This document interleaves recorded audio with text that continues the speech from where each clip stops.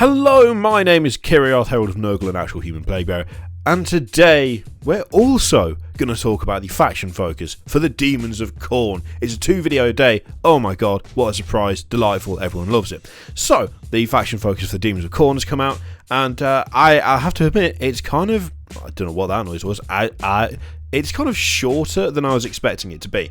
This will not be a long video, because even I can't waffle on for more than, probably 5 or 6 minutes from what we've got here.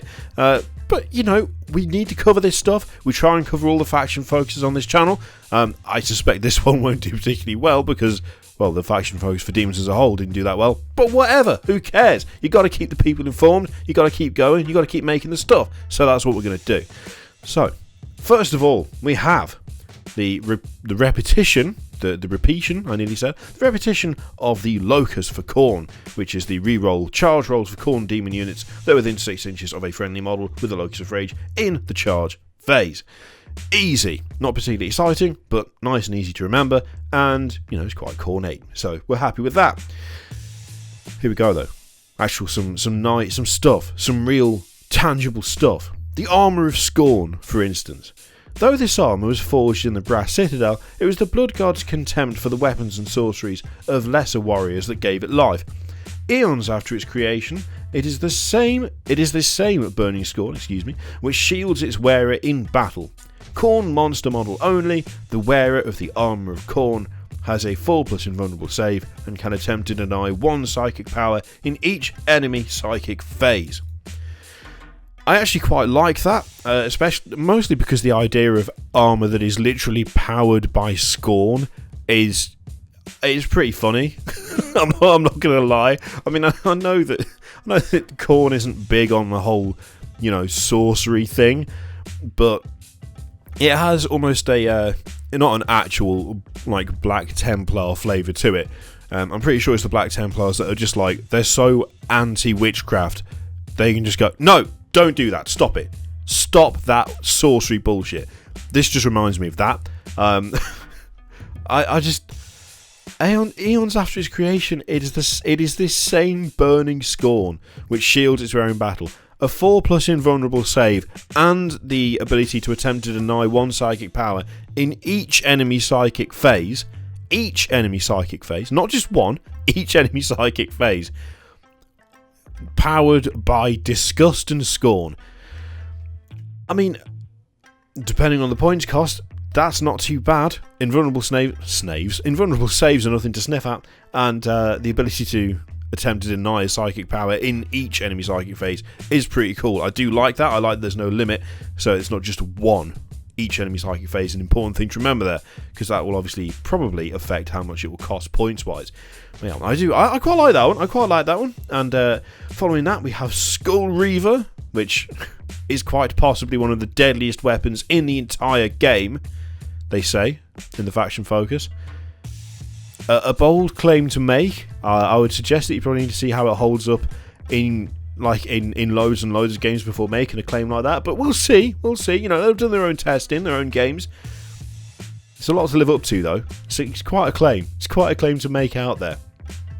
So they point out that you'll be able to carve through powerful characters, even demon princes of rival gods, and enemy super heavies with brutal efficiency, which sounds good to me. I'm always a fan of a bit of brutal efficiency.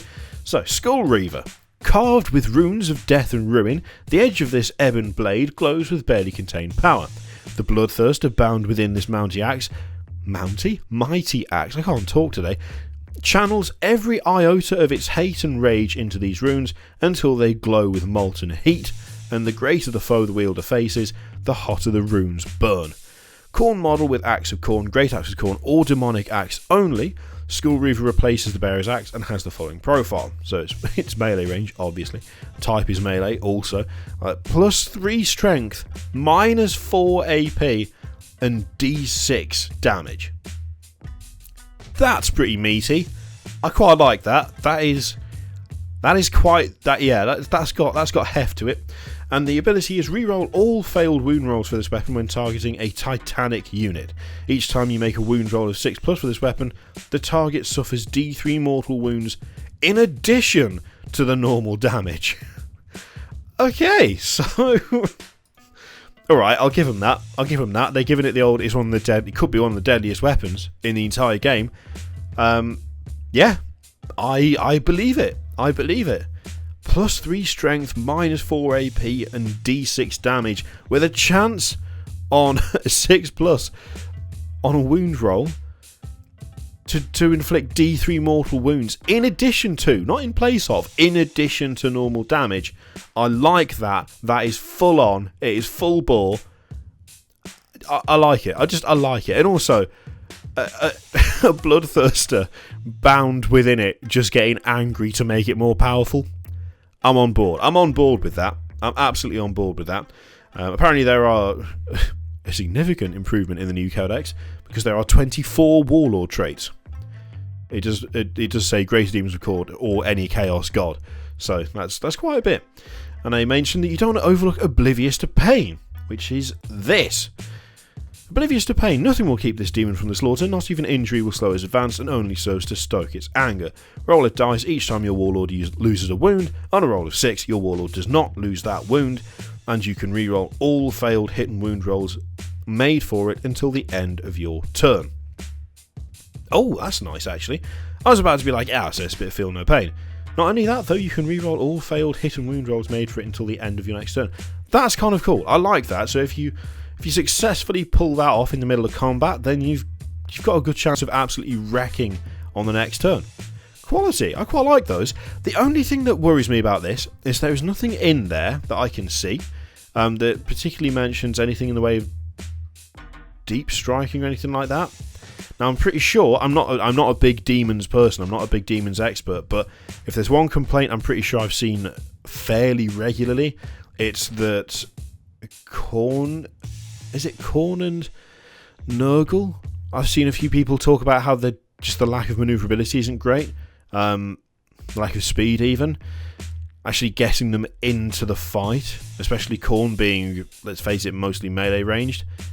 I can't really see anything that allows them to close the gap that much. Then again, there is going to be way more stuff in the codex than there is in this. We've got, like a repetition of something we've already seen, and then 2 relics and just one thingy that I can't remember the name of. The other one, Oblivious to Pain, that one. Warlord trait, sorry.